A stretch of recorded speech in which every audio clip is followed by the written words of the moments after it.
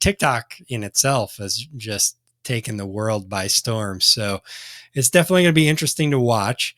Do you think TikTok is a platform for every brand, or does it particular tailor to brands that can have kind of that viral effect?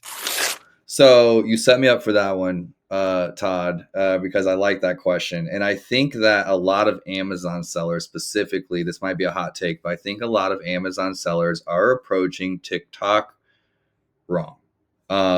And some of that is the mentality and personality types that are the most successful Amazon sellers. Okay. So what I'm trying to say is, and this is a general statement, but you can't keyword research and product categorize, like choose your products and keyword rank, all the technical things that all the best Amazon sellers are doing, and pick your, ops is not going to get you there on TikTok. It's not just your operational proficiencies or excellence or whatever that's going to get you there. Whereas on Amazon, you can do all these things. You can take courses and learn keywords and pick a product niche and do all of your research and calculations and be like, this is a product I want to launch. And you don't really have to be a creative person or a creator to be successful on Amazon. It was pioneered by a lot of like 9 to 5ers that didn't want to be 9 to 5ers. They wanted, for Tim Ferriss 4 Hour Work Week. They wanted to be entrepreneurs. They wanted to leave their job. And that was what pioneered the Amazon space, in my opinion. There's a new level of entrepreneurs and 9 to 5 and stay-at-home moms and all different types of people in the TikTok space that I want to create my, make my living with creation and like, that type of thing. But really, it's like just the affiliate marketing community, has grown. And that's what's really like here. And there's a big mix of a lot of people creating that shouldn't be creating. They're not all good, and it's not all equal, but it is a creator first platform.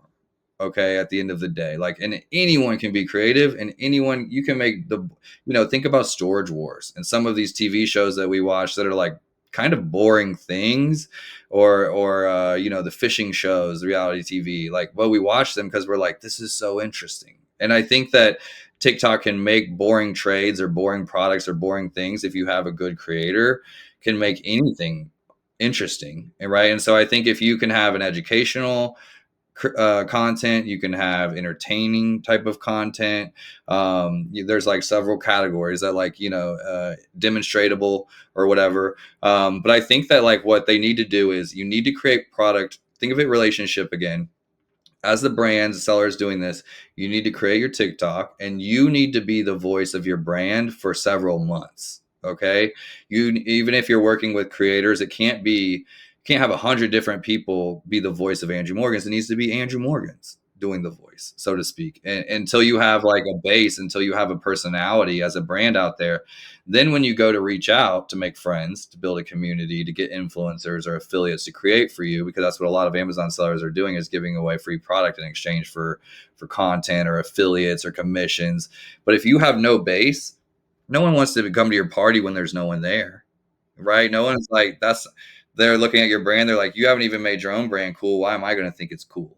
Right. It's just like the next thing, I just want a free product. And you're going to get that type of, you attract what you put out, so to speak. And so I think what brands need to do first is they need to create, 30, 60, 90, 120 pieces of content, whether it's working with a few select creators. Is kind of how we do it. And we create like a big, pool of content out of those few, like 5 or 6 creators, and we're posting organically. Then we take the better ones that did well organically after we've kind of got a base, and we run ads on those and build the community.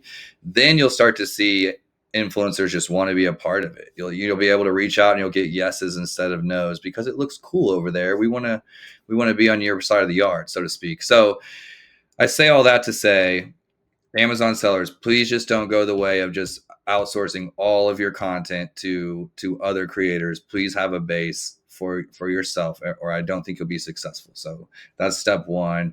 Step two is test, test, test.